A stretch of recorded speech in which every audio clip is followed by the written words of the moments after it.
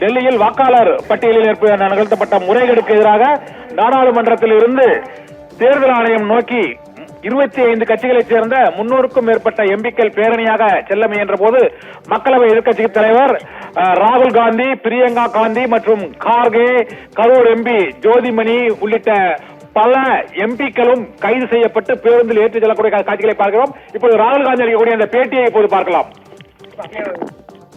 ये राजनीतिक नहीं है, ये कॉन्स्टिट्यूशन की लड़ाई है, कॉन्स्टिट्यूशन को बचाने की लड़ाई है, वन मैन वन वोट की लड़ाई है.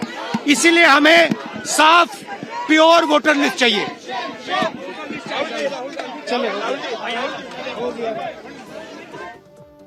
தேர்தல் ஆணையத்தை நோக்கி பேரணியாக செல்ல முயன்ற போது கைது செய்யப்பட்ட ராகுல் காந்தி பேருந்தில் இருந்து அவர் அளித்த அந்த பேட்டியை நாம் இப்போது பார்த்தோம். தடையை மீறி பேரணியாக செல்ல முயன்ற மக்களவை, மாநிலங்களவையைச் சேர்ந்த 25க்கும் மேற்பட்ட கட்சிகளைச் சேர்ந்த 300 எம்பிக்கள் கைது செய்யப்பட்டிருக்கிறார்கள் என்று கூறப்படுகிறது. நாடாளுமன்றத்தில் அண்மை காலத்தில் 300க்கும் மேற்பட்ட எம்பிக்கள் கைது செய்யப்பட்டது இதுதான் முதல் முறையாகும். மக்களவை எதிர்க்கட்சி தலைவர் ராகுல் காந்தி, காங்கிரஸ் கட்சியின் தலைவர் கார்கே, சரத்பவார் மற்றும் பிரியங்கா காந்தி, கனிமொழி, தமிழச்சி தங்கப்பாண்டியன், கரூர் எம்பி ஜோதி உள்ளிட்ட பலரும் இந்த பேரணியின் போது பாதி வழியில் தடுத்து நிறுத்தப்பட்டு கைது செய்யப்பட்டு அவர்கள் பேரணியில் அழைத்துச் செல்லப்பட்டார்கள். அந்த காட்சிகளை தான் இப்போது நாம் பார்த்துக் கொண்டிருக்கிறோம்.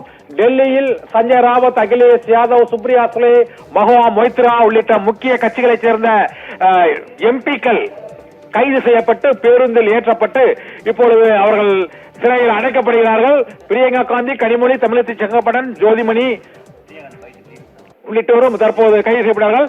இப்போது பேருந்துக்குள் இருந்து பிரியங்கா காந்தி பேட்டி அளிக்கக்கூடிய அந்த காட்சியை இப்போது பார்க்கலாம். भैया जी, भैया जी, भैया जी से बोले नहीं बोल. आप सवाल ही इतने फिजूल के पूछते हो. गिरफ्तारी ले पिकनिक में थोड़ी जा रहे हैं. आप चुनाव आयोग तक जाना चाहते थे जी जी, डरे हुए हैं, कायर हैं, कायर हैं, सरकार कायर है.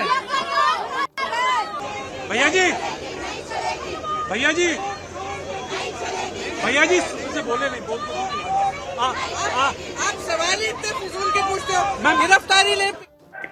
கைது செய்யப்பட்ட பின்னர் ராகுல் காந்தி அளித்த அந்த பேட்டியின் போது அரசமைப்பை காப்பதற்கான போராட்டம் என்றும் புதிய வாக்காளர் வரைவு பட்டியல் வேண்டும் என்றும் தேர்தல் ஆணையம் நோக்கி பேரணியாக அவர்கள் செல்ல முயன்ற போது ராகுல் காந்தி அளித்த பேட்டியில் புதிய வாக்காளர் பட்டியலை வெளியிட வேண்டும் என்றும் அரசமைப்பை காப்பதற்காகவும் ஜனநாயகத்தை காப்பதற்காகவும் நாங்கள் போராட்டத்தில் ஈடுபட்டுள்ளோம் என்றும் ராகுல் காந்தி அளித்த அந்த பேட்டியில் கூறியிருக்கிறார். ஜனநாயகத்தை காப்பதற்கான இறுதிக்கட்ட போராட்டம் என்ற அறைகூவலை ராகுல் காந்தி கைது செய்யப்படுவதற்கு முன் அவர் அளித்த அந்த பேட்டியில் தெரிவித்திருக்கிறார்.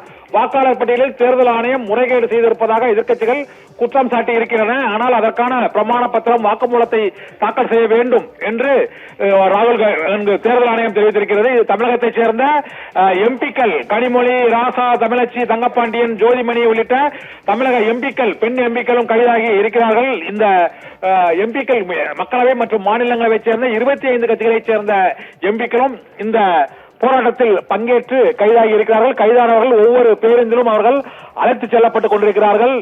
அனைத்து எம்பிக்களும் அருகில் உள்ள அந்த நாடாளுமன்ற கூட்டத்தொடர் நடக்கும் நாளான இன்றே கைது செய்யப்பட்டு 2 அவைகளும் முடங்கிய நிலையில் வாக்காளர் பட்டியலில் முறைகேடு நடைபெற்றிருப்பதை உடனடியாக தேர்தல் ஆணையம் திருத்திக் கொண்டு புதிய வாக்காளர் பட்டியலை, வரைவு வாக்காளர் பட்டியலை வெளியிட வேண்டும் என்றும் அங்கு தவறுகளை திருத்தம் செய்ய வேண்டும் என்றும் புதிய வாக்காளர் வரைவு பட்டியலை வெளியிட வேண்டும், ஜனநாயகத்தை காப்பதற்கான போராட்டம் என்று முழக்கங்களை எழுப்பியவாறு எதிர்க்கட்சி எம்பிக்கள் கைது செய்யப்பட்டிருக்கின்றனர். மக்களவை எதிர்க்கட்சித் தலைவர் ராகுல் காந்தி, கார்கே, பிரியங்கா காந்தி, அகிலேஷ் யாதவ், சரத் பவார் உள்ளிட்ட மூத்த கட்சிகளின் தலைவர்களும் மற்றும் எம்பிக்களும், பெண் எம்பிக்களும் அனைவரும் கைது செய்யப்பட்டிருக்கிறார்கள்.